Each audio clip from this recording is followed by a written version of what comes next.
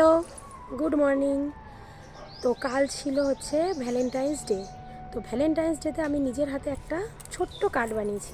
তো কী কার্ড বানিয়েছি সেটাই তোমাদের দেখাবো। তো কিছু মানে একটা অনেক রাত হয়ে গেছিলো, তো কী কিনবো কী দেবো বুঝতে পারছিলাম না। তো আমার হাজব্যান্ডও ছিল না বাড়িতে। তো দেখো মানে ওই সব প্রত্যেকবার দেয়, তো এবারে ভাবলাম যে আমি নিজে থেকে কিছু একটা দিই, নিজে থেকে কিছু একটা করি।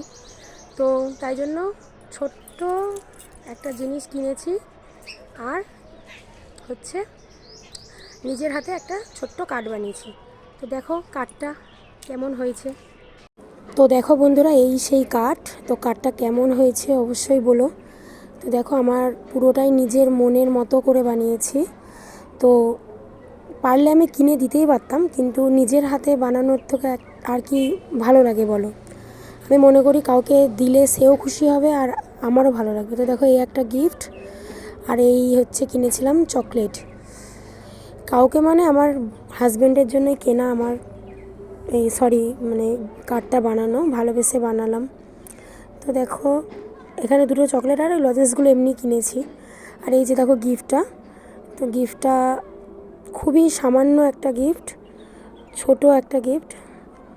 তো এই যে দেখো আমার তরফ থেকে আর কি এইটুকুই।